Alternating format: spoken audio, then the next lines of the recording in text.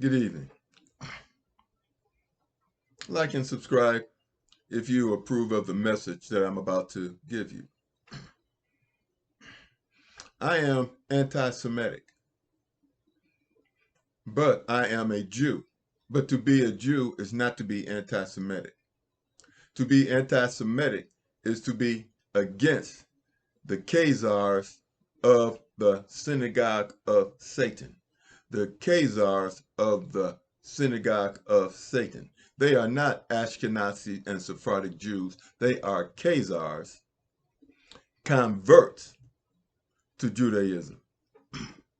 That's what it means to be anti-Semitic.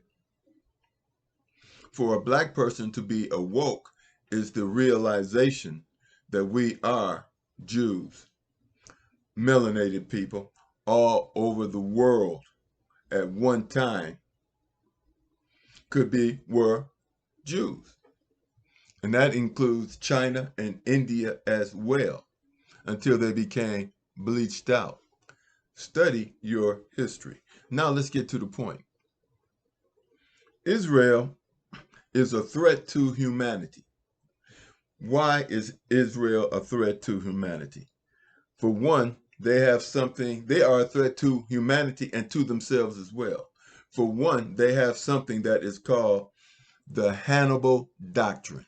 Remember that, the Hannibal Doctrine. They also have this thing called the Samson policy. The Samson policy.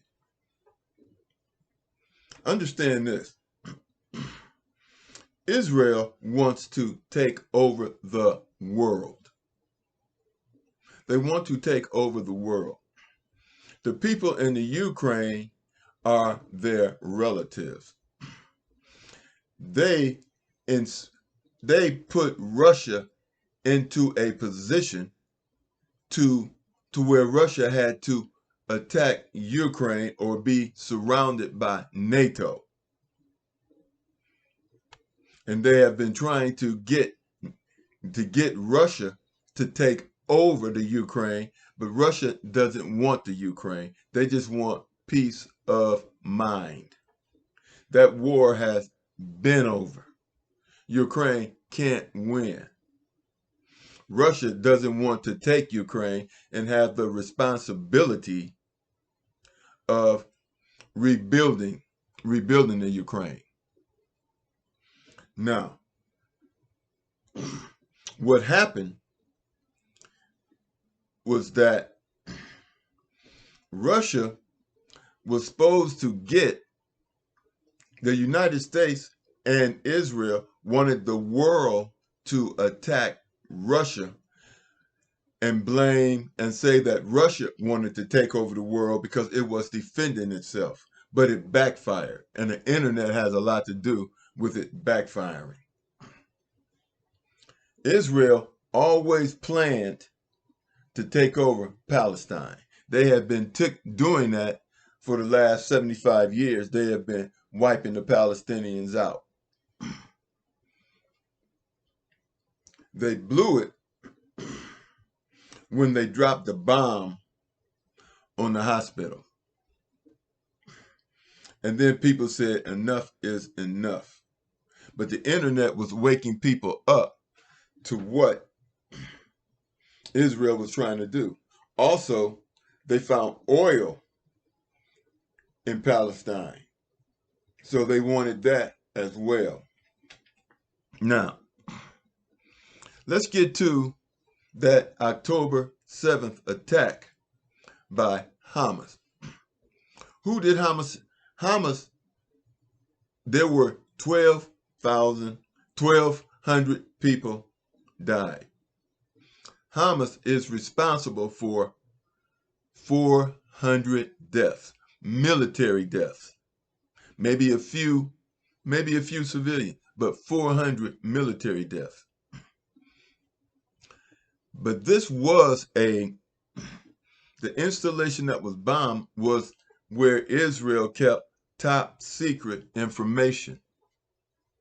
They kept top secret information there. Now, what is the Hannibal Doctrine of Israel? it states this: if an enemy captures someone that has top secret information, take them out, whether they are Israelis or not. If an Israeli is caught and that person has top secret information, instead of letting that information get out, take that person out. And it is known now that that Hamas took out 400, but the other 800 Israelis who died, they were taken out by Israel. They were taken out by Israel, by Israeli police who panicked. And they were just firing, cross-firing, just shooting all over the place. And they are responsible for that. And that is going to come out eventually. But it's on the internet, and it will, and it's making its way around. That is the Hannibal doctrine. Now, what is the Samson policy? The Samson policy is if Israel, rather than getting defeated, they would rather destroy, they would rather have a nuclear weapon. They would rather launch a nuclear weapon and have it destroy everything around them and even destroy themselves. That's the Samson policy. It's an all or nothing policy. If push comes to shove, we just kill everything. That's the Samson policy. Don't believe me. Research it for yourself. The Hannibal doctrine and the Samson policy. You see, Israel is a threat to world peace. To the United States, the Khazars are a threat to world peace. Synagogue of Satan. Jesus called them on it. Yahshua called them on it a long time ago. But see, the United States put Israel there as a military base. And they wanted Israel to take over Palestine. So we gave them nuclear weapons and everything they needed to take over Palestine, starting back in 1948 and 1949. But then in 1967, that's when we lost control of Israel, because we had our spy ship out there spying on all their communications, the USS Liberty, to ensure that they were doing what we wanted them to do. What did they do? They bombed the USS Liberty. They bombed it. Did the United States retaliate? No. No. Because we put them there to do what we wanted them to do. So we had to renegotiate the deal. Now, Israel has, before the World War started, they had a $2.6 billion surplus. And we were giving them $3.9 billion a year. But you know what they were doing with that $3.9 billion a year? They were giving it to AIPAC, their lobbying group, and AIPAC was legally buying our politicians. AIPAC was lobbying and giving the money to our politicians. So it was a kickback. We're giving Israel money, and they're using the money to buy our government. They're using our government is giving them our tax dollars to bribe our government.